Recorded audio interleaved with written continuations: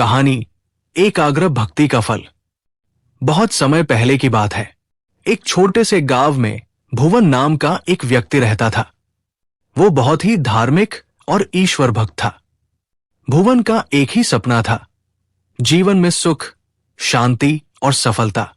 इसके लिए वो रोज अलग अलग देवी देवताओं की पूजा करता था। सोमवार को वो भगवान शिव की आराधना करता, मंगलवार को हनुमान जी को प्रसन्न करता, बुधवार को गणेश जी, और इसी तरह हफ्ते के हर दिन किसी न किसी देवता की पूजा करता।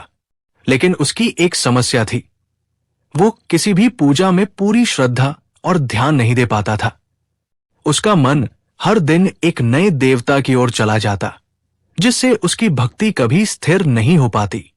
समय बीतता गया, लेकिन भुवन के जीवन में कोई बड़ा बदलाव नहीं आया। न उसकी आर्थिक स्थिति सुधरी, न मन की शांति मिली। एक दिन वो बहुत उदास हो गया और जंगल में एकांत में बैठकर भगवान शिव का ध्यान करने लगा।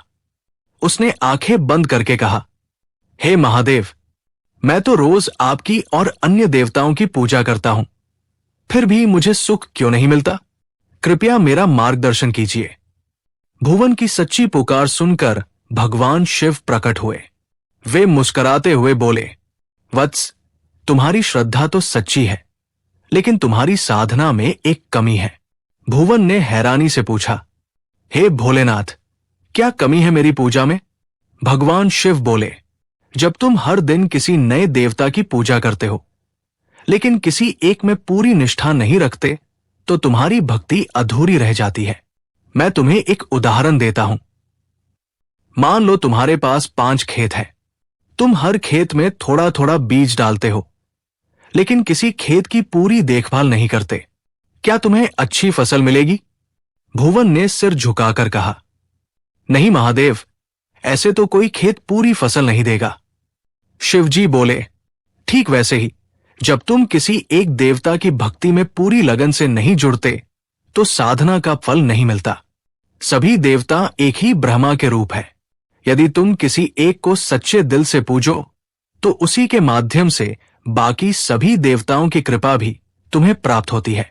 भुवन को अब सब कुछ समझ आ गया।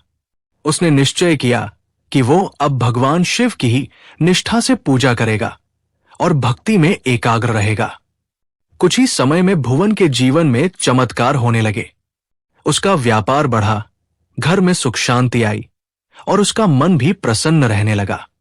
शिक्षा, इस कहानी से हमें यह सीखने को मिलता है कि भक्ति में सबसे जरूरी है स्थिरता, निष्ठा और समर्पण। जब हम पूरे मन से किसी एक आराध्य की पूजा करते हैं, तो हमें सभी रूपों की कृपा प्राप्त होती है।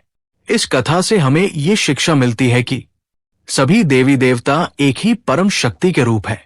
भक्ति में सबसे जरूरी है श्रद्धा, समर्पण और एकाग्रता।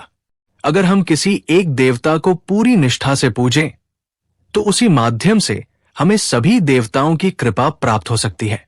अगर आपको भगवान शिव की ये प्रेरणादायक कथा अच्छी लगी हो, तो इस वीडियो को लाइक करें, अपने प्रियजनों के साथ साझा करें और चैनल अनबॉक्स सनातन को सब्सक्राइब करना न भूलें। नमः शिवाय। हर हर महादेव। हर हर महादेव।